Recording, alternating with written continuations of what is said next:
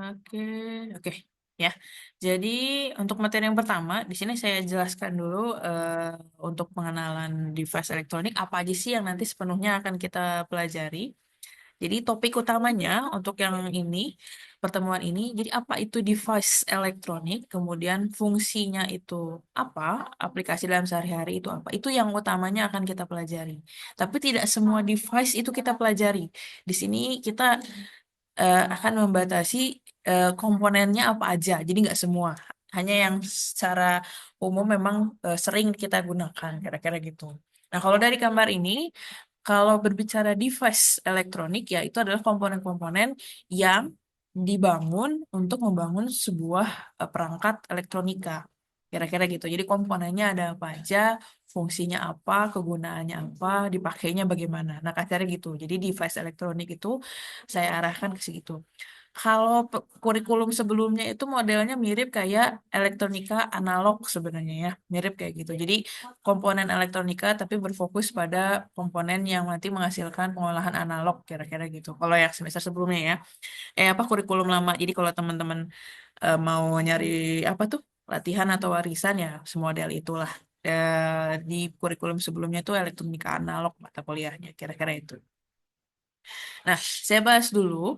Jadi tadi ya sudah saya jelaskan device elektronika adalah komponen atau alat yang digunakan dalam sistem elektronika. Tujuannya memang secara umum untuk bukan memanipulasi saja. Jadi intinya adalah menghasilkan yang memang dibutuhkan. Jadi dari sinyal listrik yang kita punya, itu kita butuhnya apa? Arusnya, tegangannya, atau mungkin lainnya. Dengan settingan yang memang kita butuhkan. Kita butuh misalnya arusnya berapa ampere, tegangannya berapa volt. Nah, itu kita atur di sini kira-kira gitu. Jadi komponennya apa aja, harusnya pakai komponen apa untuk menghasilkan itu, kenapa pakai komponen itu, besarnya berapa. Nah, itu mungkin akan kita bahas di sini ya. Nah, secara umum, device elektronika atau komponen elektronika ini terbagi menjadi dua jenis utama. Ada yang disebut dengan device aktif atau bahasa umumnya bahasa Indonesianya adalah komponen aktif dan device pasif atau komponen pasif. Kemudian bedanya apa? Nanti kita lihat bedanya apa. Nah, fungsi utamanya device elektronika adalah tadi untuk mengendalikan, memperkuat, mengubah atau memodifikasi sinyal listrik dalam rangkaian. Nah, ini contoh-contoh komponen device-nya. Nah, ini sejarahnya nanti teman-teman bisa baca ya. Saya sampaikan dulu di sini. Untuk jenisnya, tadi kita sempat bahas ada komponen aktif dan komponen pasif. Nah, komponen aktif ini bedanya adalah kalau aktif itu biasanya membutuhkan sumber daya eksternal. Maksudnya gimana? Komponennya itu nggak bisa kerja kalau nggak ada sumber daya. Intinya di situ. Jadi dia si komponennya itu tidak bisa kerja sesuai dengan fungsinya kalau dia tidak punya sumber daya atau apa daya untuk dia bekerja.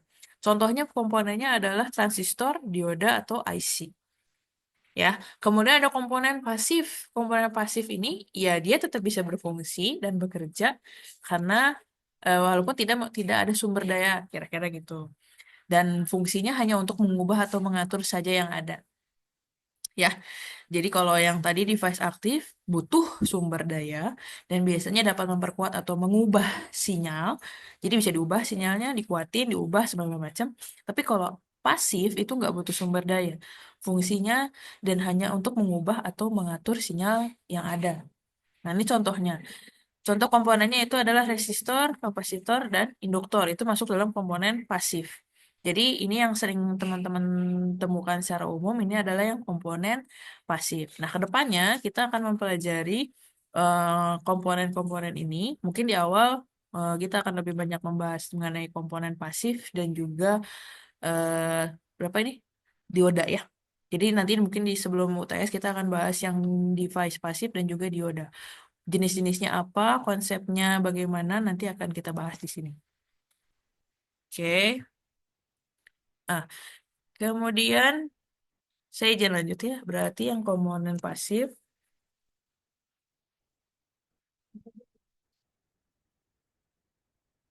Nah ini, nanti PPT-nya akan saya share ya ke teman-teman. Nanti silahkan dicek untuk ininya. Ini saya hanya share saja gambarannya. Jadi ini adalah materi untuk yang komponen pasif. Mungkin akan kita bahas minggu depan.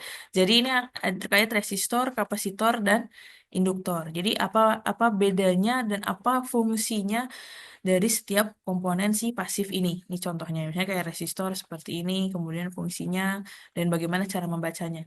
Waktu sama Pak Dede Irawan belajar cara baca resistor, kapasitor, dan induktor nggak? Belajar, Bu.